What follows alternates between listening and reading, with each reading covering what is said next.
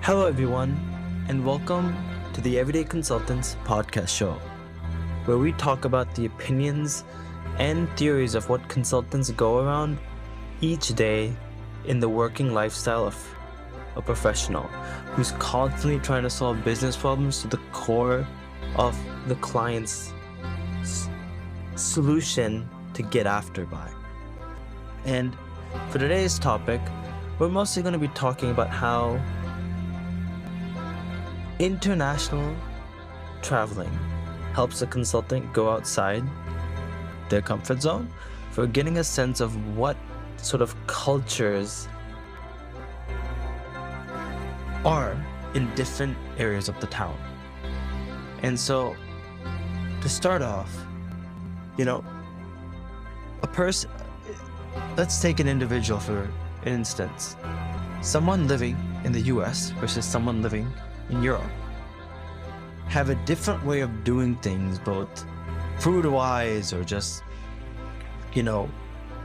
theory-wise, or the way that the culture thinks and how they respond, whether it comes from spices to the type of food, the way they talk, how they like to live their sort of everyday life is going to be different on a consumer market based for a company to sell their products. A product that might work in the US doesn't necessarily have to work out of states. So what that goes to say is, when consultants end up working at projects which is outside of where they're currently living. So taking an example, if you're from the States, New York City, going to a project at let's say Europe or even Asia, the type of product that might be sold from the same company in a different perspective is sold in an entirely different reason at that place of town. And there's reasons for that, just maybe that's something that consumers prefer, or that's something that has seen a lot of demand in the market. So it gives you a good sense of how the people and the culture and how work gets done over there. Typically in India, people tend to work various amount of hours. There is no point of logging off at that point. Basically, what I'm trying to say is, you start at 8, and technically you should be done at 5 or 5:30, but sometimes people are working extra hours, and they could be called at the day of their wedding, they could be called at the day of their child getting born. So there is no sort of flexibility for employees in that way. In Europe, a lot of folks over there to get a lot of vacation holidays because just of how big the company sizes are over there. And in the States itself, we tend to run on a 8 to 5 to 5:30 sort of work schedule where we work for that amount of time and then we do our other things outside of that. And so all of them have their benefits and pros, meaning the same thing, and cons and whatnot. But essentially, they all dabble to the same point that you have to sort of adapt in the way that area of place is structured as. And for consultants, that is something they're constantly experiencing when they go on these out of the country projects. And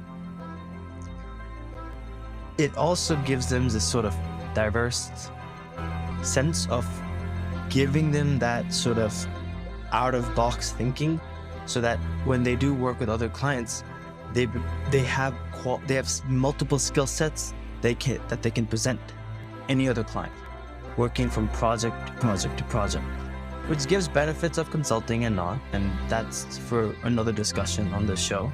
But there's so much that goes into just the cap margin of, if you sell a certain soda that works in the States, that same soda might not work in India because of consumers' taste. how they like their food with spices, with chilies, or, you won't obviously add chilies in a soda, but just, a bit of more masala in it. And that's why a good example is Coca-Cola or Pepsi that's sold in the States. In India, that equivalent is called thumbs up.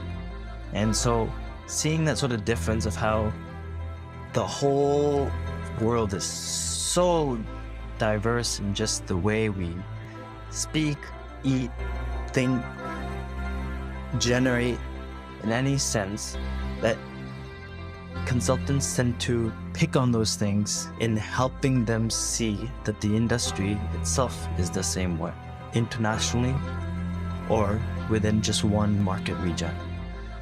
And so for today's topic, that's a sort of a snippet of what I wanted to talk about and provide knowledge to you about. And until next time, keep enjoying, keep thriving, and continue to keep doing that excellent work to fall forward in your work, in both life and professional career. And until next time, can't wait for the next episode of Everyday Consultants. Please be sure to subscribe to the podcast and also leave a review of how much you enjoyed listening to Everyday Consultants. While you're at it, be sure to provide any feedback you might have on my LinkedIn posts in the comments below. If you know of a friend who's curious about learning quick bites of information regarding the life of a consultant, then be sure to recommend my show to them or anyone that you think might benefit from listening to it. If you want to connect with me, you can find me on LinkedIn, Reddit, and Twitter by searching my name on the platform.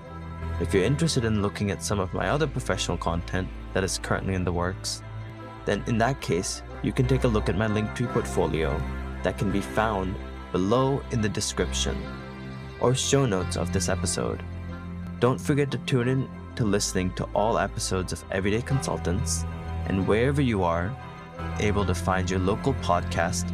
Until next time, stay broad, be curious, and be passionate about listening to a conversation where knowledgeable advice gets provided around the world of consulting about a consultant in our next episode.